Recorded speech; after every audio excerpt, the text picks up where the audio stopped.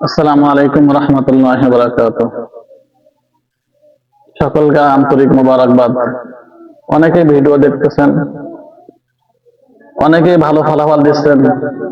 ইসলাম প্রচারের জন্য এই চ্যানেলটা, যদি ইসলামের প্রচার হয় আপনাদের মাধ্যমে, মানুষ উপকৃত হয় কোরআন ও হাদিসের দ্বারা। এই জন্য আপনাদের জন্য অনেক পরিশ্রম করে অনেকেই কাজ করতেছেন এই চ্যানেলে, শুধুমাত্র দিন প্রচারের জন্য, অন্য কোনো দুনিয়া মাকসাদ না, দুনিয়া হাসিলের জন্য না, শুধুমাত্র দিন প্রচারের জন্য। আজকে ফেসবুক, ইউটিউবের ভিতরে গুনাহে জর্জরিত মানুষ, ওই গুনাহের ভিতরে কিছু দিনের আলো ঢোকায় দেওয়া, যাতে প্রত্যেকটা মানুষ সঠিক রাস্তা খুঁজে পায়, তাদের সঠিক গন্তব্য স্থান আখিরাত, সে আখিরাতের রাস্তা তারা চলতে পারে। অনেকে প্রশ্ন করেছেন, হুজুর, যে কোরআন হাদিসের ভিতরে কোনো এমন কোনো দোয়া আছে কিনা বা আয়াত আছে কিনা যেটা মাথা ব্যথার জন্য উপকারী। তবে আপনাদের সম্মুখে একটা আয়াত বলতেছি, লাকাদ কুনতা ফি গাফলাতিন মিন হাযা ফাকাশাফনা আনকা গিতাআকা ফাবাসারুকা আল-ইয়াওমা হাদীদ।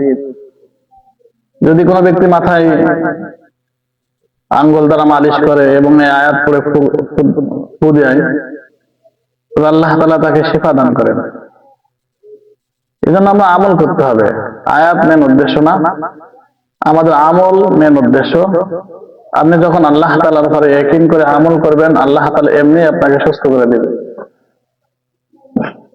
চিকিৎসা এটা মানুষের ওসিলা, এটাকে মাকসাদ, আসল মাকসাদ বলা যাবে না, যেহেতু আসল মাকসাদ তো আল্লাহ তাআলা। যিনি আমাকে রোগ দিচ্ছেন উনি শিফা দিবেন, ঔষধ একটা ওসিলা মাত্র। আর ওসিলাকে কখনো আসল মনে করা এটা মহাপাপ। এই জন্য আমরা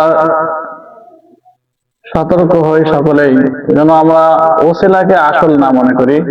কারণ দুনিয়ার হায়াত খুব কম সময়ের জন্য, অল্প সময়ের হায়াতকে আমরা আখিরাতের দুনিয়ার বিনিময়ে নষ্ট না করি।